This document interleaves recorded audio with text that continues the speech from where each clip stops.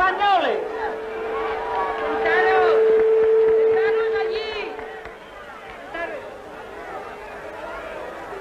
Al saludaros con el alma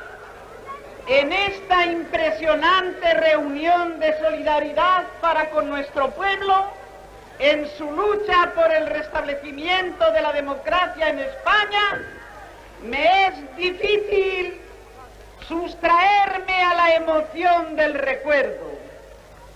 Hace 35 años, toda una vida, en el verano de 1936, yo vine aquí, a París,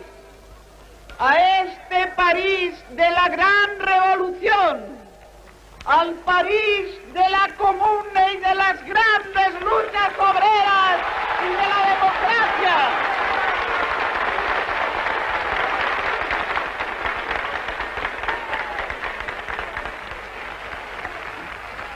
Y fue aquí, en esta Francia, que tradicionalmente ha apoyado la lucha de todos los pueblos por la libertad,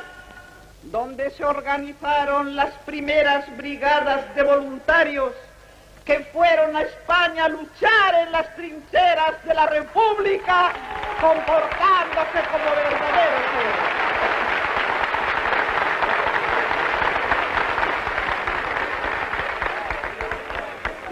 Y más tarde, cuando para Francia llegaron los días sombríos de la agresión hitleriana, en la resistencia francesa participaron heroicamente los españoles que apenas habían dejado las armas y que sabían ya lo que el fascismo representaba para los pueblos. Nos reunimos aquí como camaradas, como amigos, como compatriotas, hombres y mujeres, y nos reunimos no a llorar como las hijas de Jerusalén sobre nuestro largo exilio,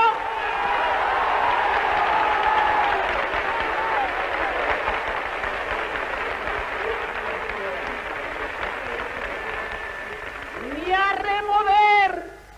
cenizas de odios fratricidas, ni a levantar como bandera de lucha la mortaja de nuestros muertos.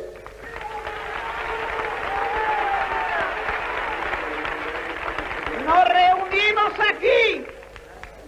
como lo hacemos siempre los comunistas,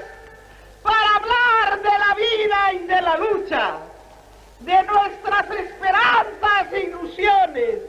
de nuestra confianza en el futuro luminoso de nuestra patria. Bé, bona vesprada. Gràcies per vindre a la presentació de la biografia de Passionària. Sempre ens hem acostumat durant molts anys a enfrontar la memòria i l'oblit. Jo crec que hauríem de canviar el xip. Oblidar no oblida ningú, oblidar és impossible,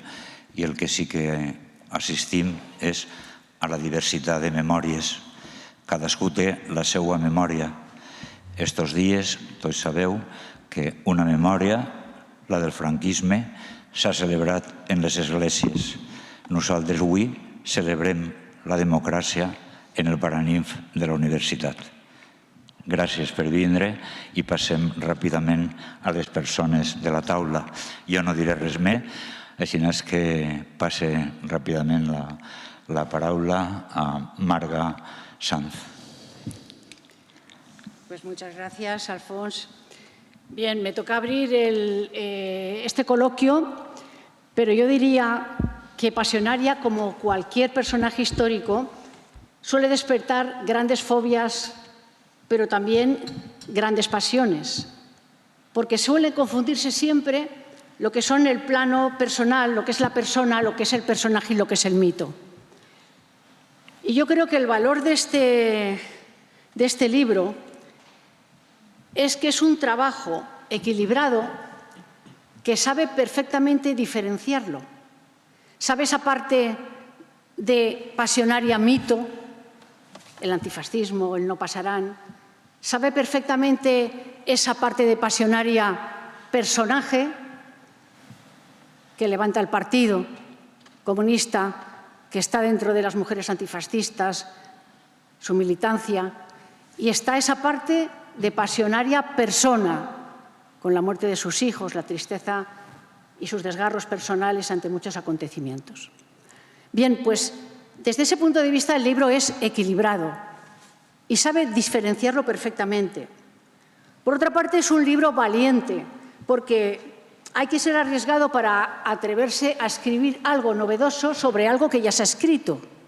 que has escrito y mucho. Pero yo diría que este libro tiene unas virtudes, y es esa gran capacidad y ese sustento documental impresionante, que quien quiera leerlo lo puede hacer al final del libro, esa capacidad historiográfica que sabe poner en primer plano cuestiones que habían pasado desapercibidas en otras historias de Pasionaria, y aquí están, ¿vale?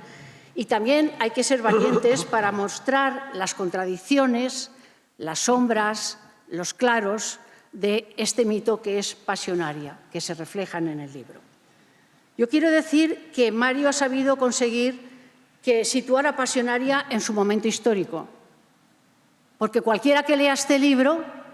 se enterará de lo que pasó en los primeros 80 años del siglo XX. Y eso es muy importante, tener como referencia histórica una historia que nos interesa por nuestras apetencias, pero que puede interesar a muchas personas investigadoras, historiadores, etc. Por tanto, es que Pasionaria, como protagonista del libro, es también el hilo conductor de los principales acontecimientos históricos que suceden en esos 80 años del siglo XX. Y se nota la perspectiva del autor, que sin estar en su torre de marfil, como antes decía, nos habla de los claros y de los oscuros de toda esta historia. Yo diría que este libro no solamente es fácil, sino que además es agradable de leer.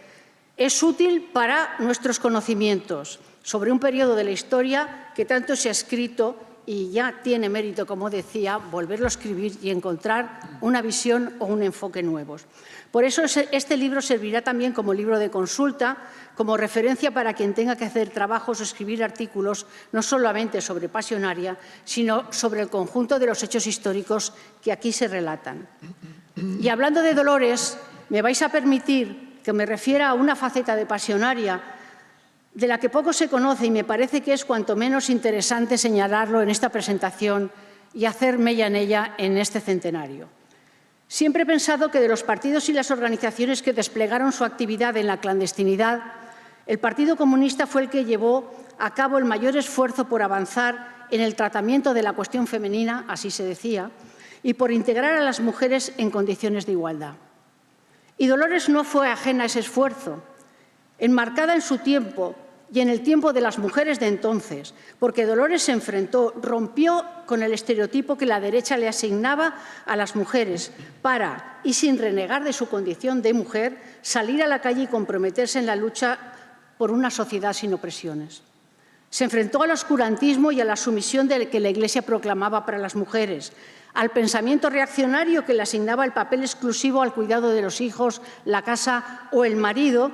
y la relegaba a un papel subalterno en la sociedad, sin derechos sociales, sin derechos políticos. Se atrevió a hablar de explotación, de miseria, de pobreza de los pueblos, de derechos políticos y sociales, o de la amnistía o de la paz.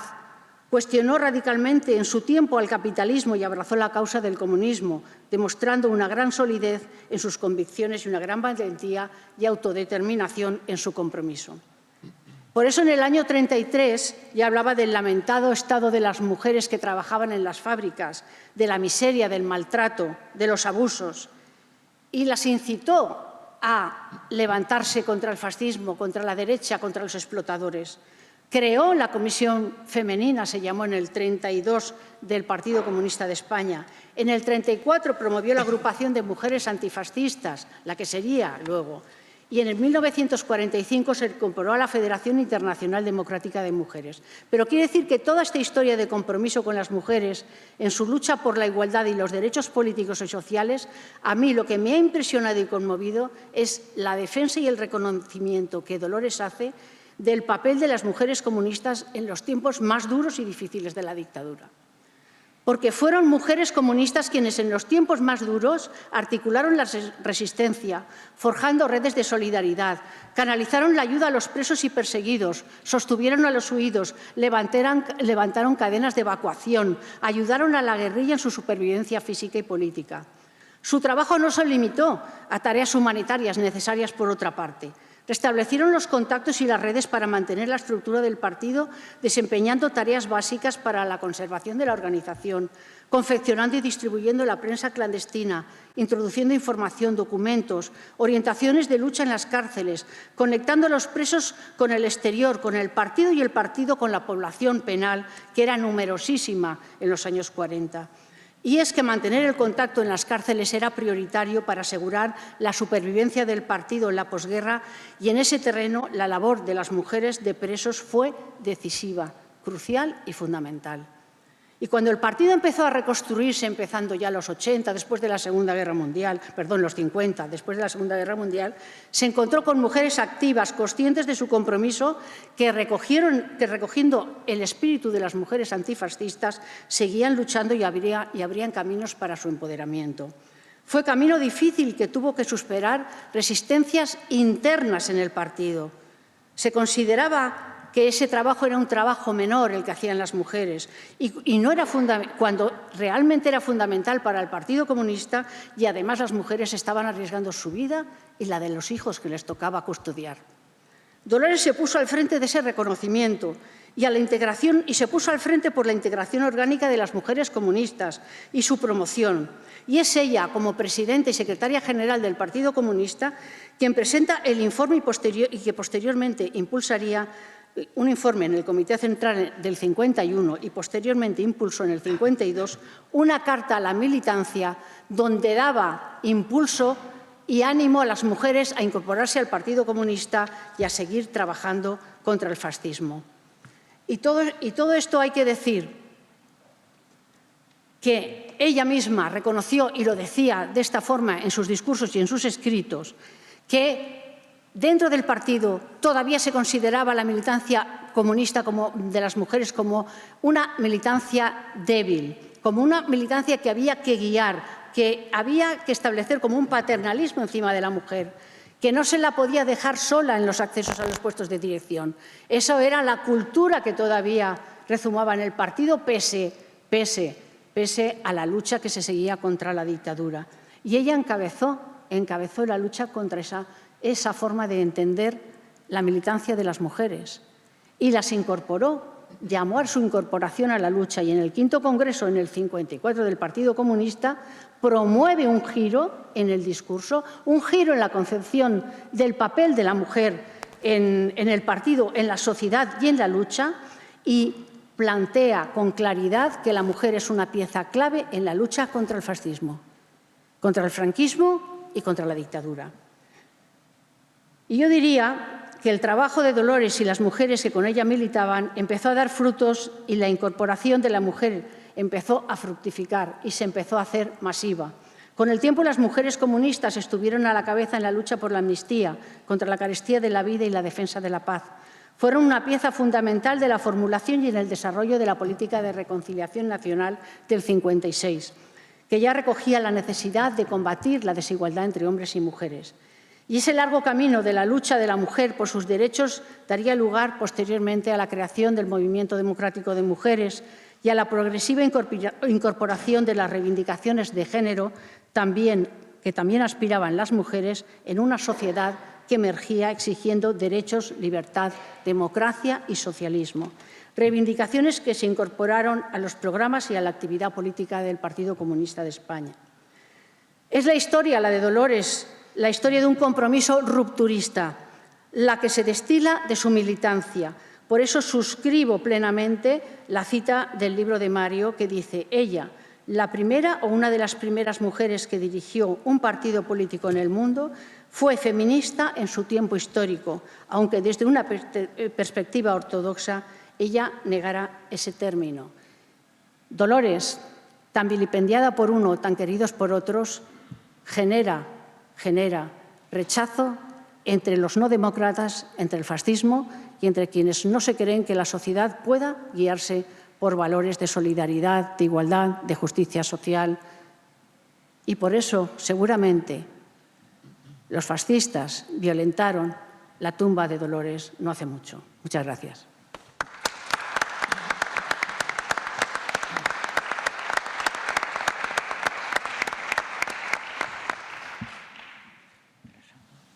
Teresa. Bueno, a mí la verdad es que me da un poco de pudor y vergüenza intervenir aquí porque yo, la verdad es que conocí a Dolores teniendo 3 años. Entonces, todo lo que os puedo contar de Dolores son cosas que puede contar una niña que vivió cerca de ella, sencillamente porque cuando estábamos en Francia, mi madre formaba parte de la Unión de Mujeres Antifascistas y tenía que ir a corregir pruebas y galeradas, y entonces cuando no tenía dónde dejarme, me dejaba en casa de Dolores. Y Dolores era, desde el punto de vista humano, era la persona que todos hemos querido tener como madre, pero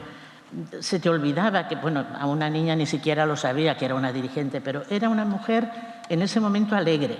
le encantaba cantar. En cuanto aparecía alguien por su casa, se metía en la cocina, preparaba una tortilla, era muy humana con los niños, te enseñaba todo lo que te podía enseñar, bromeaba. Y luego también era una mujer muy de su época, que eso hay gente que no lo entiende. Dolores había nacido en 1895 y entonces, como tal, por muy avanzada y muy moderna y muy progresista que fuera, no dejaba de ser una mujer de su época. Y tenía algunas cosas. Yo, por ejemplo, cuento siempre una anécdota. Cuando ya volvieron a España, mi madre era bastante amiga de ella, mi padre también, y de vez en cuando los invitaba a estar en casa de Dolores, y una de las veces la invitó para celebrar el fin de año en Madrid ya. Llegamos ahí, dijeron vamos a celebrarlo antes porque Dolores ya está muy cansada, y yo acompañé a mi madre y iba con mi hija. Era después de Navidad y a mi hija le habían traído Papá Noel unos pantalones. Ella se vistió con sus pantalones nuevos, salió y dijo, vamos. Y yo la veo y digo, no, nena, quítate esos pantalones, así no podemos ir a casa de Dolores. ¿Cómo que no? Pues yo no me quito los pantalones, yo no sé qué. Bueno, armó un follón y al final se salió con la suya. Llegamos a casa de Dolores, nos abre Ketty, la niña no dice nada, al rato pasa Irene por ahí, tampoco la niña calladita, y llegamos a estar con Dolores. Nos sentamos y mi niña, que entonces era muy redicha, dice, ¿sabes, Dolores? Pues a mí me han dicho que no te gustan las mujeres con pantalones y a mí las que me han abierto la puerta, todas llevan pantalones. Y entonces Dolores dijo, sí, es verdad,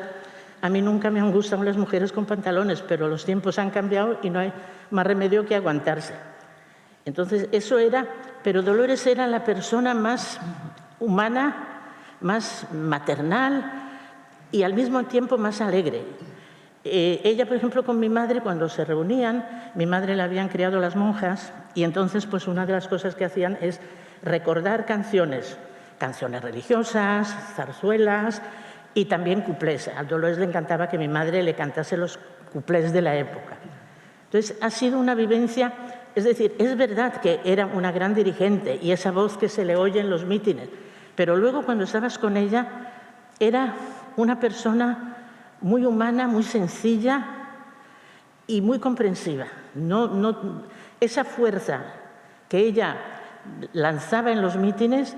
una vez dentro de casa, era todo cariño, todo amor. Y luego lo que sí era también mucho, era una gran comunista, independientemente de que fuera dirigente. A ella lo que le importó siempre era la unidad del partido. Ella quería que el partido estuviera unido. Y el partido, mucha gente, yo lo he oído decir, no, cuando hubo fracciones con los listerinos y tal, no, yo me quedo donde está Dolores. Ella era, digamos, la unión de ese partido. Y ella era un militante cualquiera, se sometía a la disciplina de partido como cualquier otro. Entonces ya os digo, yo poco, podría contar muchas anécdotas, pero eso, de vida vivida. Y el resto pues lo tenéis que leer en el libro, porque lo que sí tiene el libro es que se lee como si fuera una novela. Se lee muy rápido, casi de un tirón, y para mí tiene una gran ventaja, que seguramente para algunos de vosotros también. Hemos oído hablar muchas veces de cosas que habían pasado en el partido, no sé, el caso de Semprún y otros casos. Pero lo que se nos decía, por lo menos a los más jóvenes, es que no estaban de acuerdo con la línea del partido. Y ahí se acababa la historia, no se daban más explicaciones. Pero el libro tiene un montón de documentos. Y en esos documentos tú te enteras qué es lo que pasó, qué es lo que pretendían unos, qué es lo que pretendían los otros. Yo creo que eso también tiene un valor enorme para el futuro. Pero bueno, es todo lo que os puedo decir.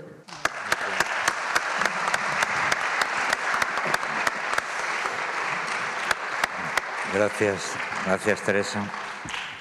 Hablando de libros, esta tarde estamos presentando un libro y está a la venta ahí a la salida, para que lo sepáis. Javier. Hola, buenas tardes a todos y a todas. Para mí es un verdadero placer poder estar en esta mesa por varias razones. En primer lugar, por poder tener la oportunidad de presentar esta biografía de Passionaria, escrita por Mario, a quien lo único que puedo hacer es felicitarle por su excelente trabajo de documentación y además por el éxito que está teniendo el libro, un éxito que espero que continúe en muchas ediciones más. En segundo lugar, por hacerlo y compartir mesa con unos ponentes a los que respeto y admiro, como Alfons, Teresa, como Marga y el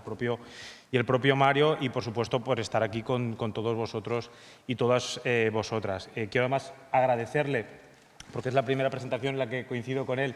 agradecerle a Mario haber contado conmigo para la portada de este libro. Para mí, desde luego, es un orgullo poder haber hecho la ilustración de esta biografía. La historia de la vida de Passionaria es la historia de España en el siglo XX. Más concretamente, es la historia del pueblo español, es la historia de la clase trabajadora española, es la historia de las capas populares. Es una historia de luchas, es una historia de sufrimiento, es una historia de explotación, es una historia de victorias, es una historia también de derrotas. Una historia también de lutos encadenados, como ese luto encadenado de Dolores, que hicieron que esa imagen de Dolores con su vestido negro sea ya una imagen que está grabada para siempre en la historia de España y en la historia del mundo. La imagen y la voz de Passionaria está impregnada en la memoria y en la vida de distintas generaciones, de millones y millones de familias de este país, como la mía. Yo desde muy pequeño, prácticamente desde que nací, el nombre de Passionaria resonaba entre las paredes de mi casa de manera permanente, prácticamente en la voz de mi familia más cercana, en la voz, por ejemplo, de mis abuelos, que contaban cómo en julio del 36, a un pequeñísimo pueblo de La Mancha, Ruidera, con apenas 200, 300 habitantes, llegaba por radio el llamamiento de Passionaria a defender la República del golpe de Estado, y aquellos dos jóvenes entonces, junto a otros jóvenes, pues se subieron en un camión, camino de Madrid, se enrolaron en el 5º Regimiento y después formarían parte del batallón Passionaria, que se conformaría los primeros días de agosto. Pasaron 3 años en la guerra juntos, pasaron 3 años en un campo de concentración y luego pasaron 40 años de franquismo. Y también en la voz de mi madre, como desde pequeño me contaba cómo su padre, es decir, mi abuelo, durante años le ponía en voz muy bajita a la radio, le ponía la Pirenaica, que fue aquella radio creada a instancias también de Dolores Ibárruri, desde donde ésta le hablaba al pueblo español, bueno, aquel o aquella parte que se atrevía a sintonizar aquella radio, porque simplemente sintonizar la Pirenaica ya era un acto de rebeldía y un gesto de oposición a aquella dictadura fascista. Luego también en la voz de mi padre, uno de los primeros alcaldes democráticos del PC, cuando por mi casa pasaban toda la militancia comunista de aquella época, y la imagen de aquellos años era Dolores llegando a España, era Dolores bajando por las escaleras del Congreso. Y luego más tarde, cuando fui adquiriendo conciencia política y empecé a militar en el Partido Comunista, fui comprendiendo la importancia que había tenido Dolores Ibárruri para muchas familias, no solo para la mía, pero sobre todo la trascendencia que su figura había tenido en dos aspectos de los que me gustaría hablar. A uno solamente me voy a referir, pero el primero es el que más me importa. El primero como dirigente social y política, que por un lado, en un momento trascendente y trágico de la historia de España, tuvo la capacidad de movilizar a millones de trabajadores y trabajadoras, de ser la voz, de ser la esperanza, de ser también el consuelo de cientos de miles de milicianos y milicianas, de ser la imagen para todo el mundo de lucha de un pueblo, del pueblo español en lucha contra el fascismo, y llegado el momento también de ser la primera mujer dirigente de un partido político en España, del Partido Comunista de España, ni más ni menos. De ser una diputada que en plena sesión parlamentaria recibía una llamada diciendo que se estaba produciendo un desahucio y estaban desahuciando casi a todos los vecinos de un edificio, se levantó de su escaño y se fue a parar el desahucio, por mucho que lo hubiera ordenado un juzgado, y les dijo a los guardias: el juzgado no puede nada cuando el pueblo no está dispuesto a dejarse atropellar. Ahora mismo meten ustedes a ese hombre en su casa. Es decir, que no solo era una líder política y social, sino que llegó a ser una diputada que era capaz de enfrentarse a las leyes que eran injustas. Y un segundo aspecto, también que es interesante analizar, es el de Pasionaria como mito, una mujer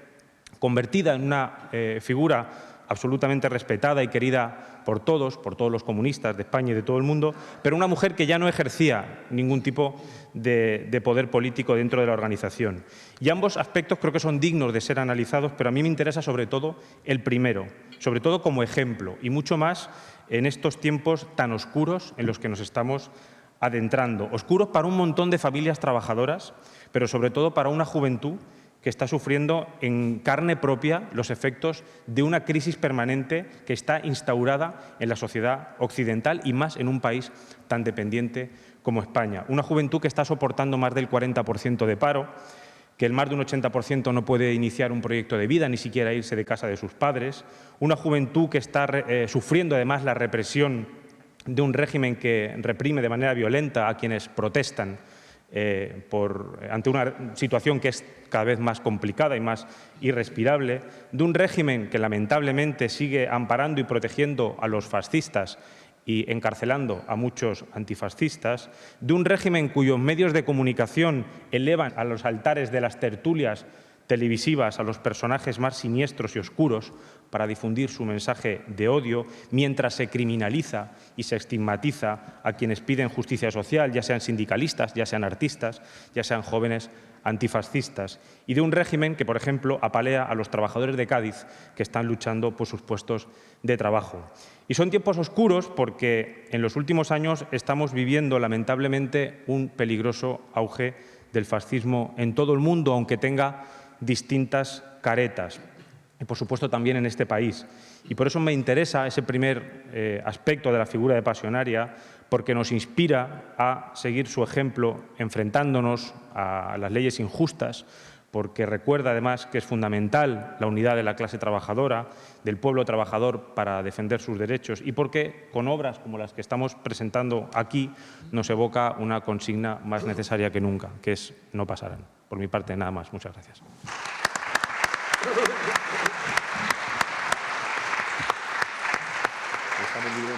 Gràcies, Javier. Mario Amorós és un amic de molts anys i jo crec que Mario té dos grans passions, una el Partit Comunista i l'altra Xile. I dic i trac així a Xile perquè molta gent dels que estem així el vam conèixer precisament quan va començar a parlar i a escriure del rector, del sacerdot Toni Lledó, que encara continua sent un desaparegut des del 74 en Xile. Després ha continuat treballant en personatges de Xile. A continuació va publicar la biografia de Salvador Allende, també la presentarem així en la universitat. A continuació, Pinochet o Neruda, no recorde ara quina va ser primera i quina després, però en tot cas, després de Salvador Allende, vingué la biografia de Pinochet i de Neruda. I finalment, avui tenim així amb la biografia de Pasionaria. Gracias, Mario, por estar una vez más aquí con nosotros. Gràcies, bona tarda a tots i a totes. Gràcies, Alfons, i gràcies una vegada més a la Universitat de València per convidar-me a presentar un dels meus llibres. Ja fa més de 20 anys, quasi mitja vida que vinc a la nau a parlar de Xile fonamentalment, però també d'altres temes com avui. Gràcies a Teresa Cordón, que ens porta també la memòria de son pare, un dels grans militars de la República, el general Antonio Cordón, gràcies a la meva camarada Marga i al meu camarada Javier Parra, que ens va regalar la meravellosa il·lustració de Dolores, que és la portada d'aquest llibre, que va tindre, quan la van posar en internet, un impacte molt important. Tot el món parla molt bé del treball de Javier com a il·lustrador, que és impressionant. Jo les recomano que miren, posen en Google Javier Parra Art UI i disfrutaran d'un artista excepcional. Ara parlaré en castellà per no continuar destrossant la llengua. El 18 de julio de 1936, sábado, Mundo Obrero, periódico del PC, vespertino, salía por la tarde, en Madrid sale a la calle con un titular que ponía en portada «Viva la República Democrática». El formato de Mundo Obrero era como otros tantos periódicos de la época, tamaño sábana, gigante, y tenía ese titular que reproducía el comunicado del Ministerio de la Gobernación, el Ministerio del Interior de la época, de las 8:30 de la mañana de aquel día, que decía que el golpe de Estado contra la República, que había empezado la tarde anterior en el protectorado español del norte de África, en Marruecos, estaba en vías de ser sofocado y que la normalidad volvería al conjunto del territorio español en las próximas días u horas. Bueno, aquel día, 18 de julio, por la tarde, en Madrid, el presidente del Gobierno, Santiago Casares Quiroga, presenta la dimisión al presidente de la República, don Manuel Azaña. La República está sin gobierno. Además, el Ministerio de la Gobernación ordena instalar en su sede, en la Puerta del Sol de Madrid, donde hoy está la presidencia de la Comunidad de Madrid y en la dictadura estuvo la siniestra Dirección General de Seguridad, donde tantos luchadores por la libertad fueron torturados o incluso asesinados. Ahí, en la Puerta del Sol, se instalan los micrófonos de la principal emisora de radio de Madrid, Unión Radio Madrid, la actual cadena SER. Y por esos micrófonos se leen aquella tarde del 18 de julio comunicados de la UGT, un comunicado del PC y del PSOE, habla el vicepresidente nacional de la CNT, hablan líderes del Partido Sindicalista y del PUM. Y en aquella tarde de verano en Madrid, con la gente comiendo helados, yendo al cine o al frontón Recoletos, la dirección del Partido Comunista está reunida en la sede de su comité central, en la calle Piamonte número 4, en el barrio de Chueca, sede contigua a la Casa del Pueblo Socialista, calle Piamonte número 2, inaugurada por Pablo Iglesias el año 11. Hasta allí llegan centenares de obreros, de trabajadores, de militantes, a preguntar, a intentar saber qué estaba pasando realmente en el conjunto de España. En aquellas horas, ya a las 9:10 de la noche, desde Radio Sevilla, uno de los generales fascistas sublevados, Queipo de Llano, habla por primera vez y dice, por Radio Sevilla, que Madrid está a punto de caer en manos de los sublevados, puesto que las tropas del general Mola ya están yendo hacia Guadarrama y Somosierra para avanzar hacia Madrid. En aquel momento crucial, cuando la República está sin gobierno, la dirección del Partido Comunista pide a su diputada por Asturias, Dolores Ibarruri, que vaya a la Puerta del Sol, al filo ya de la medianoche, y cuando pasan 10 minutos del 19 de julio del año 36, Dolores, en el Salón Canalejas del edificio de la Puerta del Sol, se planta delante de los micrófonos de Unión Radio y lee el llamamiento del Partido Comunista al pueblo republicano. El famoso discurso del no pasarán no es tanto un discurso de Dolores como dijo Mundo Obrero. El 20 de julio del 36, nuestra camarada pasionaria lee ante el micrófono del Ministerio de la Gobernación un vibrante llamamiento del Partido Comunista. Ese es el discurso del no pasarán, el llamado discurso, considerado uno de los grandes textos políticos del siglo XX.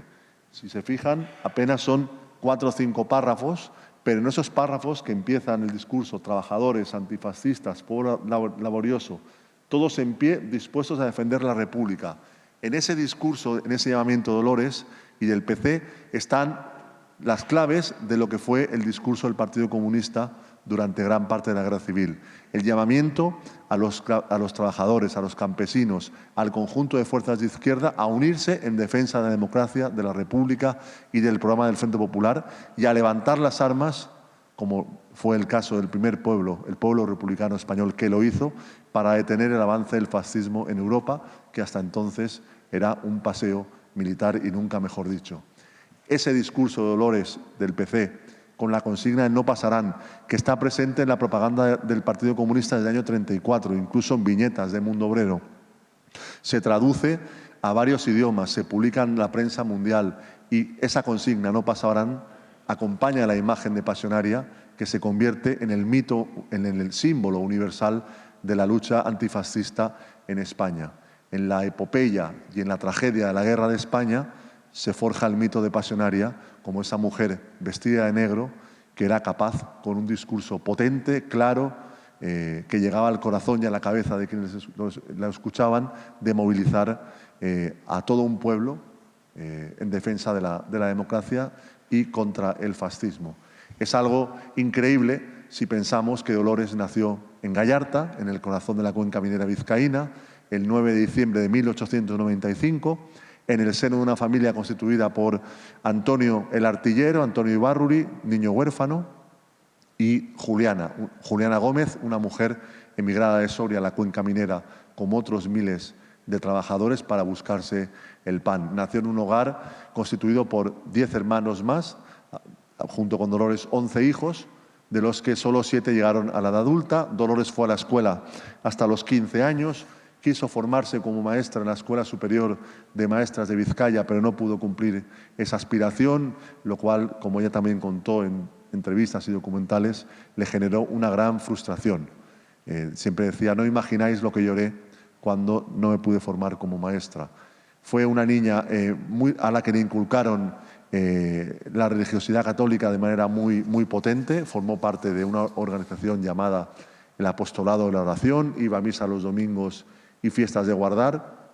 participaba en tareas en la parroquia de Gallarta y cuando no se puede formar como maestra, con 15 años, hacia 1910, ingresa en un taller de costura para aprender esa tarea y poder trabajar hasta que se casara. Trabajó como empleada de una taberna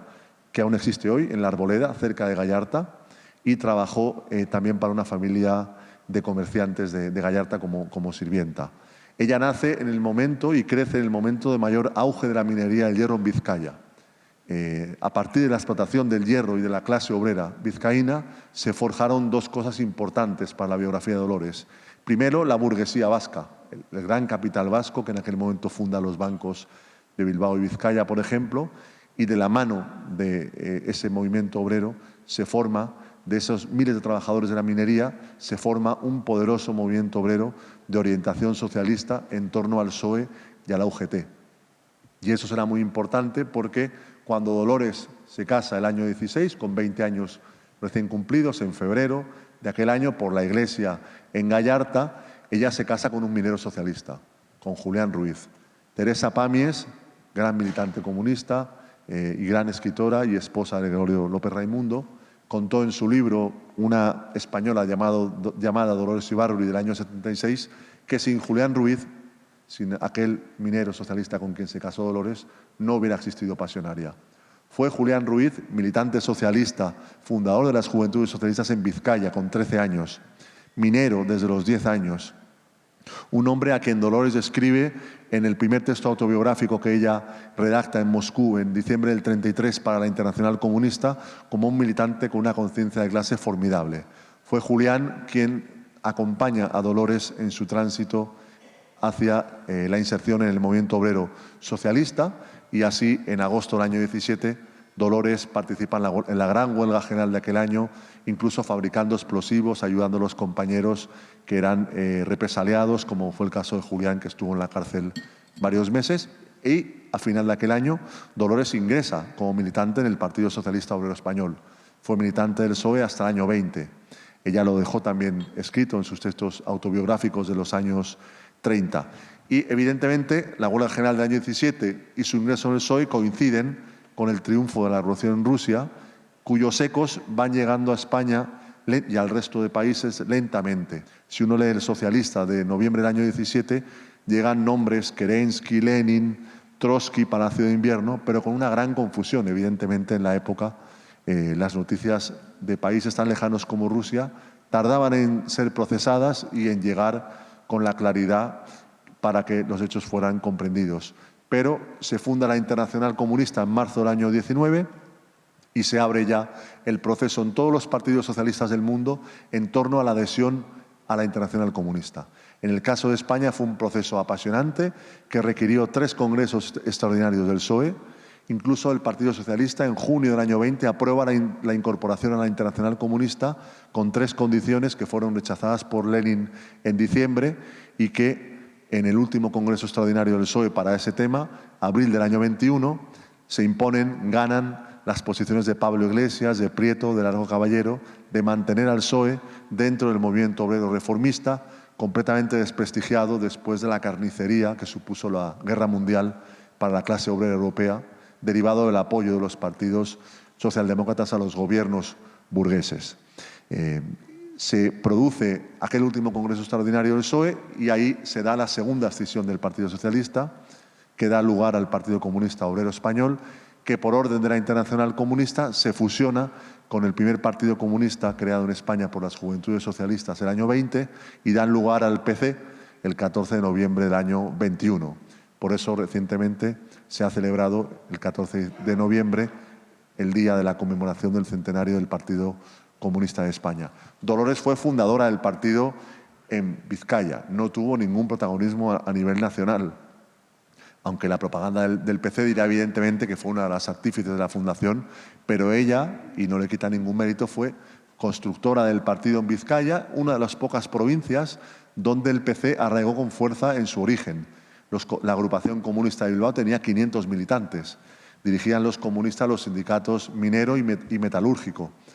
Viene la dictadura de Primo de Rivera, la represión, un tiempo muy amargo para Dolores, porque entre el año 16 y el año 28 alumbró a sus 6 hijos, tuvo un parto de trillizas en julio del año 23, en medio de una huelga general de la minería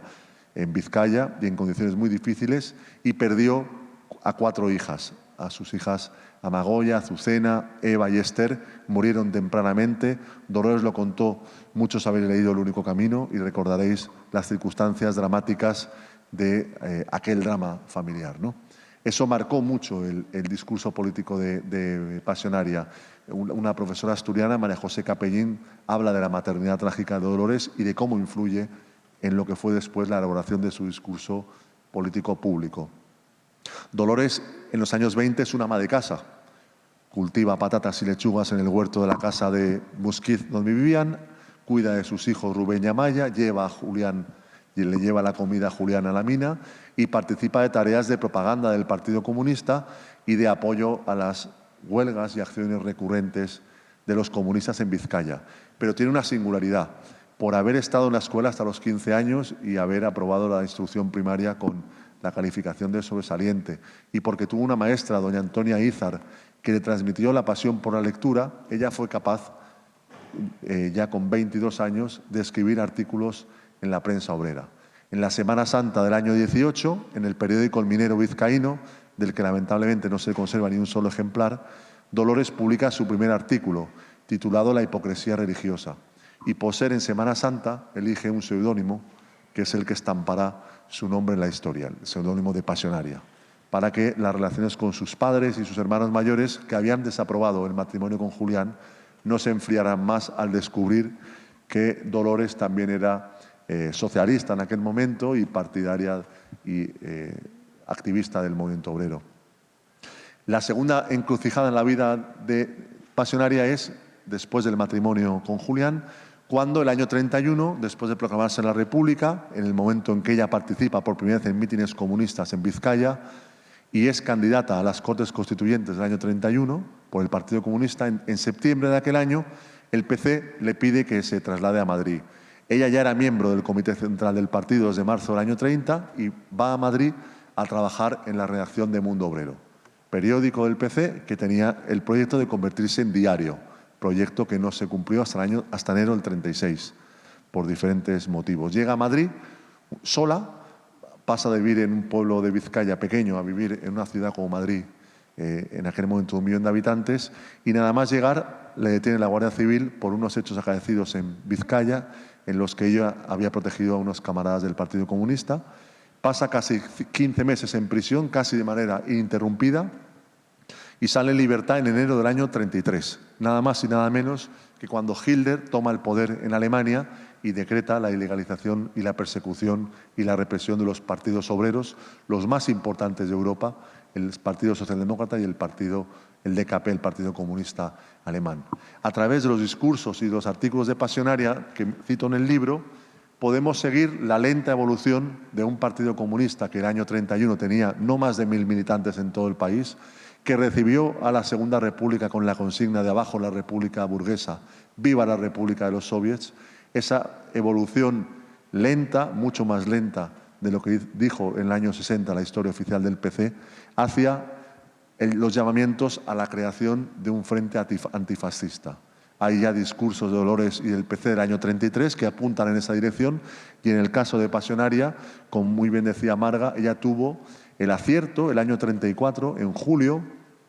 de crear el llamado Comité Nacional de Mujeres contra la Guerra y el Fascismo, que el año 36 se transformó en la agrupación de mujeres antifascistas, que en la guerra fue la gran organización de las mujeres republicanas junto con mujeres libres del movimiento libertario, y que en la zona de Valencia, Alicante, el año 36, 37, 38, fue una gran organización de masas de las mujeres en toda esta zona en el contexto de la guerra. Lo singular de ese Comité Nacional es que no solo están las comunistas, no solo está Matilde Landa, Irene Falcón, Dolores, Encarnación Fuyola, Lina Odena, también están mujeres de los partidos republicanos burgueses y mujeres socialistas. Ahí se va prefigurando lo que será el Frente Popular, que se crea, como sabéis, en enero del año 36, que gana las elecciones en febrero y que lleva a Dolores y a otros 16 militantes del PC a las Cortes de la República.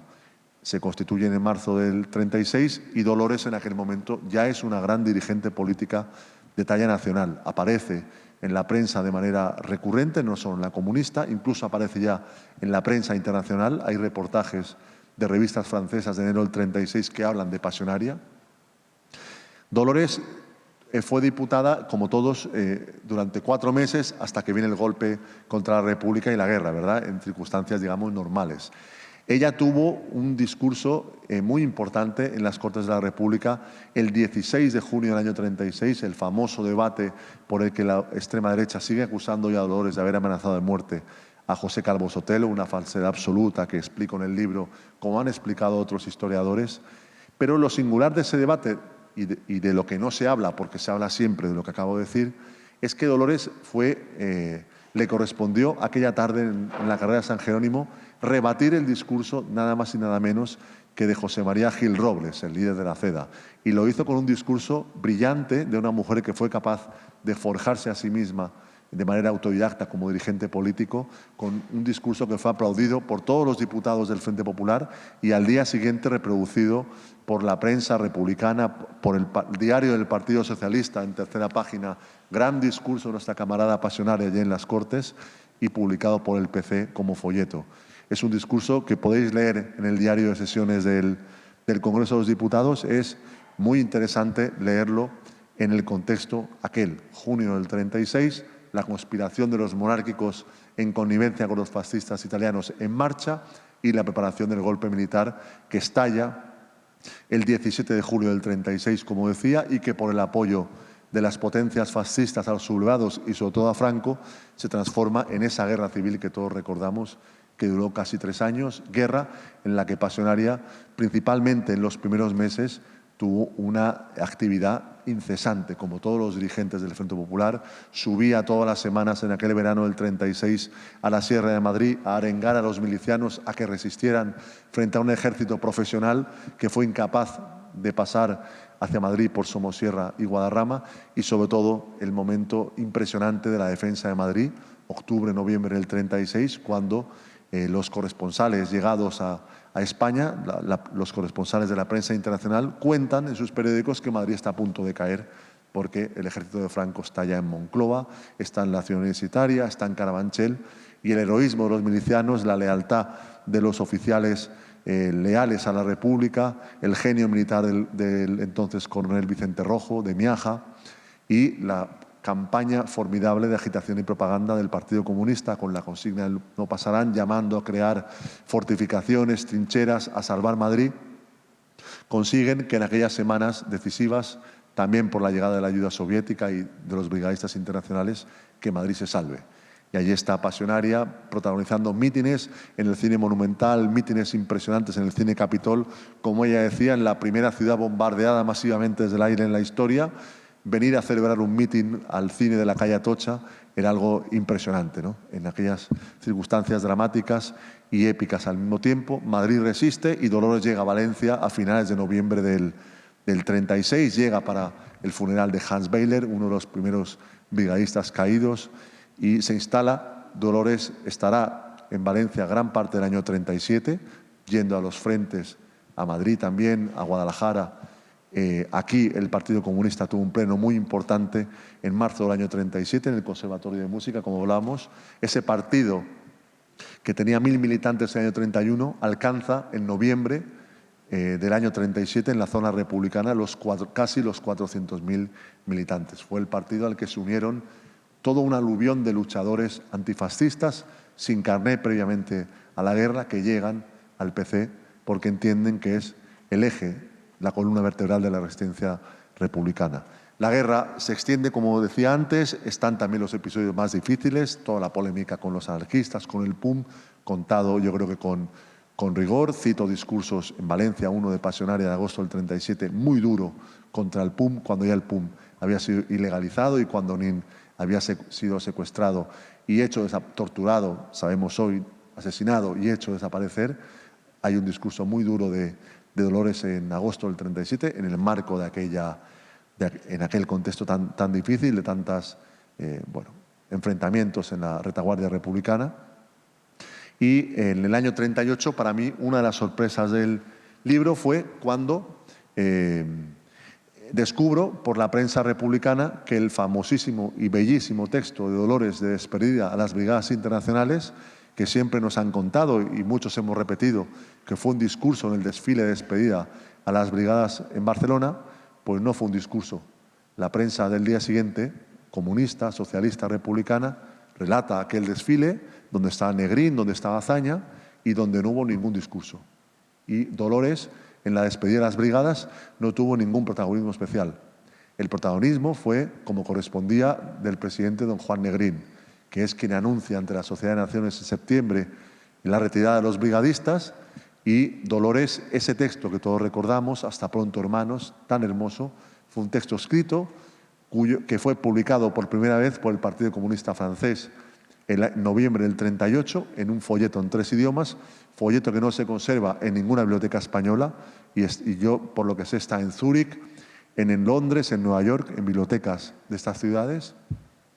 Y la versión más antigua que yo he logrado localizar es una revista del Partido Comunista francés que está digitalizada de febrero del año 39. Pero curiosamente es un discurso que no se publicó ni siquiera en Mundo Obrero ni en Frente Rojo, el otro gran periódico del PC en la guerra. Dedico 6 páginas del libro a una investigación que fue un verdadero sufrimiento para mí en plena pandemia, en pleno confinamiento, porque fue una gran sorpresa descubrir eso y argumentarlo. La guerra acaba de la peor de las maneras posibles, con el golpe de Estado contra Negrín de marzo del 39, que dejará un reguero de disputas fratricidas en el exilio, y Dolores sale de España el 6 de marzo del 39, como también el general Antonio Cordón, que también llega a Orán y que en sus memorias cuenta que él llega a Orán y a los pocos minutos llega Dolores en avioneta, en el libro Memorias de un artillero, que les recomiendo, la versión más reciente con estudio preliminar del profesor Ángel Viñas. Llega a Orán y llegará a Moscú, pasando por Francia, en abril del año 39. Viene el debate dentro del partido acerca de las causas de la derrota, debate ordenado por Stalin y la Internacional. Viene la Guerra Mundial a partir de septiembre, en la que, por supuesto, el Partido Comunista de España apoya las posiciones soviéticas, posiciones difíciles, algunas de ellas de explicar desde el día de hoy. Y para el Partido Comunista de España y para Dolores, la guerra mundial cambia con la invasión soviética, la invasión alemana de la Unión Soviética, la invasión nazi, el 22 de junio del año 41. Aquel domingo Dolores estaba en las afueras de Moscú y conocen por radio lo que había sucedido, aquella formidable, aquella terrible maquinaria de guerra nazi que invade la Unión Soviética y que llega a las puertas de Moscú en octubre. Moscú es evacuado y Dolores, llevada en tren con otros miles de personas y dirigentes comunistas a los Urales, a la ciudad de Ufa, donde se instalan los micrófonos de la radio pirenaica, creada en julio del 41 por orden de la Internacional, para emitir, como otras emisoras, hacia los países sometidos por regímenes fascistas. Y el papel de Dolores en la Guerra Mundial fue básicamente leer discursos por las radios soviéticas y por la pirenaica. Se conservan centenares, si no miles de páginas mecanografiadas y escritas a mano por Dolores con sus intervenciones por radio en la Guerra Mundial, guerra que para ella le supuso la gran tragedia de su vida adulta, la muerte de su hijo Rubén con 22 años, teniente del Ejército Rojo en los primeros combates de la batalla de Stalingrado. Acaba la Guerra Mundial el año 45 y Dolores llega a Francia en abril de aquel año con la esperanza compartida por todo el exilio republicano de que, como no podía ser, era lo lógico, la derrota de Hitler y Mussolini llevaría aparejado la caída de la dictadura franquista en España, pero como sabemos, después de un tiempo de esperanzas derivado de las declaraciones en Naciones Unidas de condena al franquismo, la declaración de Potsdam, declaraciones solo retóricas, esa esperanza acaba cuando estalla la Guerra Fría. A partir del año 47 se rompen los gobiernos de coalición antifascista en Europa Occidental y, a pesar de aquellos mítines y de aquella combatividad del exilio republicano y comunista en Francia, bueno, pues la dictadura se alarga, como sabemos, durante 30 años más. Dolores se enferma gravemente el año 49, vuelve a la Unión Soviética para ser atendida en un sanatorio. Su vida estuvo durante muchos meses realmente al borde de la muerte. Se conservan telegramas de los dirigentes del PC desde Moscú a Francia que hablan de la gravedad de su estado de salud. Vienen también, algo muy duro de contar en el libro, porque como bien decía Marga, el libro no esconde ni oculta nada, vienen los últimos procesos del estalinismo en Europa del Este y cómo eso afectan a personas incluso tan próximas a Dolores como Irene Falcón y cómo eso repercute en el clima en el que trabajaba la dirección del PC en el exilio en la Unión Soviética. Muere Stalin en el año 53 y en el año 56 el informe de Khrushchev en el 20 Congreso del PQS es un terremoto para los comunistas del mundo que conocen una parte de la realidad de lo que había sucedido en la Unión Soviética durante el estalinismo. Y aquel año 56, bueno, Dolores fue la primera dirigente del PC que leyó aquel discurso, se lo llevaron a su departamento en Moscú y ella contó el año 68 en una reunión del Comité Central del PC que leer aquel documento para ella había sido, dijo, caérseme los palos del sombrajo. Lo explico, en el libro está el párrafo donde ella lo explica con sus propias palabras de manera muy gráfica. Y en aquel año 56, en el marco también de la coexistencia pacífica en la Guerra Fría, el PC lanza la política de reconciliación nacional que permitirá que en los años 60 el Partido Comunista de España sea el partido del antifranquismo, el partido que tuvo la capacidad de tender la mano a todos aquellos españoles y españolas que quisieran luchar por la democracia y por la reconciliación nacional sin preguntarles dónde estuvieron entre el año 36 y el año 39. Un partido con miles de fusilados y con centenares de presos políticos condenados a decenas de años de cárcel, se empeñó en aquella política que permitió, como todos sabemos, pues la construcción y la estructuración de comisiones obreras, el nacimiento del movimiento estudiantil en las universidades como esta, como recordábamos con Marga, y todo un ascenso de las luchas por la democracia en España a partir de los años 60, década en la que Pasionaria ya no es la secretaria general del PC, lo es Carrillo desde diciembre del 59, Dolores es la presidenta del partido y su voz llega a España siempre de la mano de la radio pirenaica. Cuando las huelgas de Asturias, cuando el fusilamiento de Julián Grimau, cuando había un hecho importante en España de la resistencia antifascista, ahí estaba la voz de Dolores alentando y acompañando esas luchas. Cada vez su papel es más simbólico dentro del PC, la política del partido la dirige Carrillo desde París, ella vive en Moscú, pero tuvo un papel importante en dos momentos. El debate con Semprún y Claudine el año 64, como decía muy bien Teresa, un debate fundamental, apasionante. Enrique Juliana habla también en su libro fantástico sobre Aquí no hemos venido a estudiar, y en el libro yo sobre todo cito la intervención de Dolores, porque ella hace un recorrido larguísimo en respuesta a Claudine por la historia del PC y contó en aquella intervención muchas cosas muy interesantes sobre la política comunista, por ejemplo, en la Segunda República o incluso en la guerra. Y el otro momento importante en los 60 es con la invasión de Checoslovaquia. Pasionaria, que vivía en Moscú, que disfrutaba de los privilegios de la élite soviética, tuvo la capacidad, junto con la dirección del PC, desde el primer momento, incluso se lo habían anticipado a los soviéticos en el verano del 68, que se invadían Checoslovaquia para acabar con la primavera de Praga, el PC se iba a desmarcar de ese hecho, iba a por primera vez rechazar una acción de los dirigentes soviéticos, como así fue. La invasión se da el día 22 de agosto y al día siguiente el PC comunica en Moscú a los dirigentes soviéticos que van a hacer pública una declaración de condena. Que Pasionaria fue muy firme, puesto que mantuvo esa posición también en el año 69, incluso los dirigentes soviéticos, Brezhnev, por ejemplo, apeló a Dolores, a la memoria de su hijo Rubén, héroe de la Unión Soviética, y Dolores se mantuvo firme con el argumento, entre otros, de que el Partido Comunista de España no tendría credibilidad dentro de España para llamar a la lucha por la democracia si en el año 68 aceptaba una cosa como la que había pasado en Checoslovaquia, que acaba con uno de los procesos que mayores esperanzas habían puesto en la democratización de aquellos regímenes. Están los mítines de los años 70, el mítin del año 71 que hemos visto al principio en París, impresionante, que todavía vemos la fuerza de Dolores con 76 años, el mítin de Ginebra, que habla muy bien de esas cualidades que Teresa nombraba de Dolores. Voy acabando. En el año 74, el Partido del Trabajo Suizo invita al PC a hacer un mítin para la inmigración en Ginebra. Llegan Carrillo y llegan Dolores a Suiza, y cuando llegan conocen que las autoridades suizas les prohíben hablar en el mitin. Entonces graban la intervención, el discurso lo graban en unas cintas y lo emiten por la megafonía. Pero en un momento del mitin, ante más de 15.000 personas, Dolores, que está en la tribuna, se acerca al micrófono y dice: nos han prohibido hablar, pero no nos han prohibido cantar. Y se arrancó a cantar a capela una canción de aquellas que aprendió de niña en Gallarta, una canción proletaria muy, muy bonita que la cantó ella sola. Muere Franco en el año 75, como sabemos, y Dolores en Moscú pugna porque le den pronto el pasaporte para volver a España. El gran anhelo de su vida era volver a una España democrática, y ella, ya con 80 años, tenía el temor que tenían tantos exiliados a morir lejos de la tierra que les vio nacer.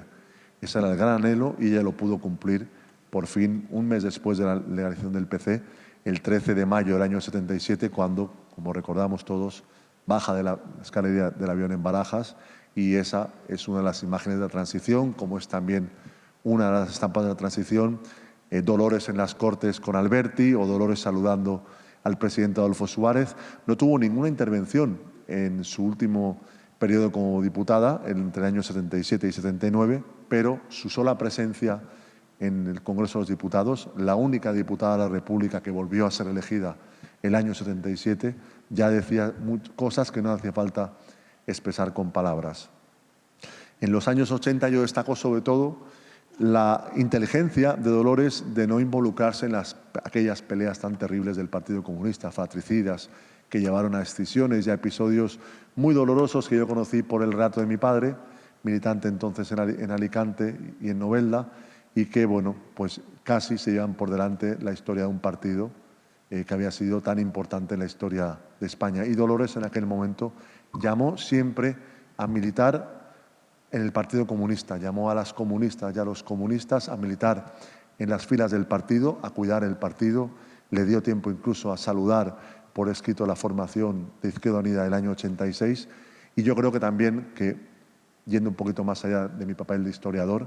Pasionaria, como también Marcos Ana o Pepe Díaz, estarían hoy orgullosas de su partido, que está un partido vivo, que acaba de conmemorar su centenario, con una gran cantidad de actos por toda por toda España, un partido presente en Izquierda Unida, en Unidas Podemos, con influencia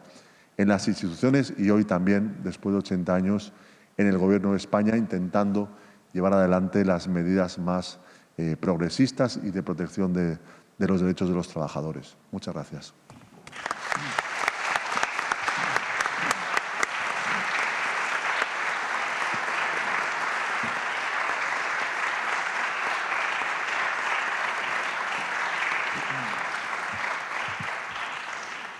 Gracias Mario, una vez más. Gracias Javier, gracias Marga, gràcies Teresa i sobretot gràcies a Mario. El llibre és altament recomanable, ja hem parlat les 4 persones de la taula sobre el llibre i és altament recomanable, de debò. És un llibre que, com deia Marga al principi, no és només les llums de Passionària les que compta, sinó també les ombres, però és un llibre que en algun moment de la seva trajectòria és commovedor i a vegades rabiosament commovedor. Per això la recomanació per part meua és absoluta, inclús per a la gent que troba en el seu relat desacords. Moltes gràcies.